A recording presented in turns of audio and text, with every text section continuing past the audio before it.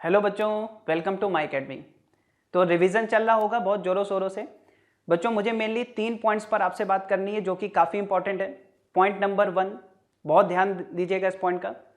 मान लीजिए बच्चों, आपका कोई फ्रेंड आपको एक टेस्ट पेपर दे देता है, कोई मॉक टेस्ट दे देता है और आपसे कहता है कि इस इंस्टीट्यूट का पेपर है या इन्होंने दिया है और इसको आप सॉल्व कर लीजिए, डेफिनेटली इसमें से 10-15 क्वेश्चन फंस जाएंगे।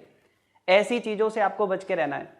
इस टाइम पर बच्चों कुछ भी नए क्वेश्चंस आपको सॉल्व नहीं करने हैं। सपोज आपने क्वेश्चन सॉल्व करने स्टार्ट किए, अगर आपसे 2-3 क्वेश्चंस भी उसमें से फंस गए या उनके कंसेप्ट में आप फंस गए, या फिर मान लीजिए वो क्वेश्चन ही आपके मतलब के नहीं है, नीट के लिए उस लेवल के नहीं है, फिर भी आप उनमें उलझ गए, तो आपको ऐसा लगेगा कि आपकी तैयारी अच्छी नहीं है, जबकि ये बिल्कुल गलत है।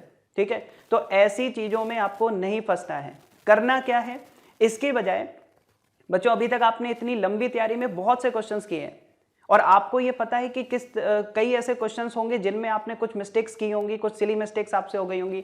तो आप ये अच्छे से जानते हैं कि क्या क्या मिस्टेक्स आपसे हो रखी हैं। उन मिस्टेक्स को रिवाइज कर लीजिए एक बार, ताकि उस तरह की चीजें हमसे फिर से गलत ना हो। ठीक है, तो ये पॉइंट नंबर 1 था कि कुछ भी नई स्ट्रेटेजी, नया टेस्ट पेपर, नया मॉक टेस्ट, कुछ भी हमें अटेम्प्ट नहीं करना है। ऐसी चीजों में अपने को अब नहीं उलझाना है। ठीक है, रिवीजन करना है, मिस्टेक्स का रिवीजन करना है। अगर कोई आपको पता है इस तरह के क्वेश्चंस में ये गलतियां हुई हैं, उनको एक बार देख लीजिए।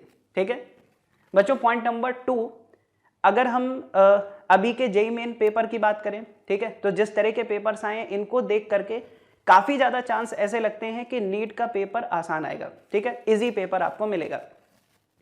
बच्चों इजी पेपर में होता क्या है कि आप खुद को नॉर्मल नहीं रख पाते हैं। कई बार ऐसा होता है कि पेपर बहुत आसान आ गया तो आप अपनी जो नॉर्मल स्पीड है उससे 10 टाइम्स फास्टर स्पीड से पेपर अटेम्प्ट करना स्टार्ट कर देते हो, बहुत जल्दी जल्दी क्वेश्चन करने लगते हो कि पेपर तो बहुत आसान है। और बच्चों जैसे ही आप अपनी नॉर्मल स्पीड से ऊपर उठ के पेपर सॉल्व करते हैं, ऐसे में मिस्टेक होने के चांस काफी ज्यादा हैं।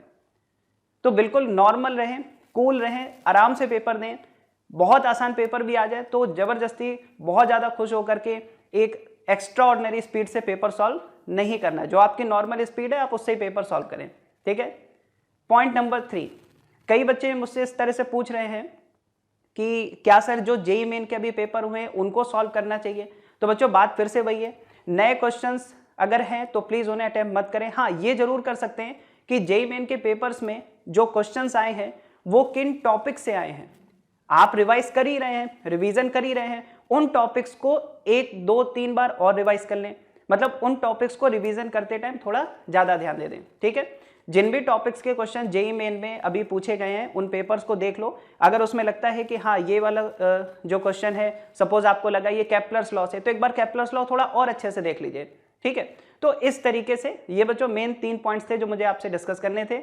और पूरे कॉन्फिडेंस के साथ, बिल्कुल कूल रहते हुए, शांत रहते हुए, कॉन्फिडेंस के साथ एग्जाम दें, अच्छे से रिवाइज करें। All the best.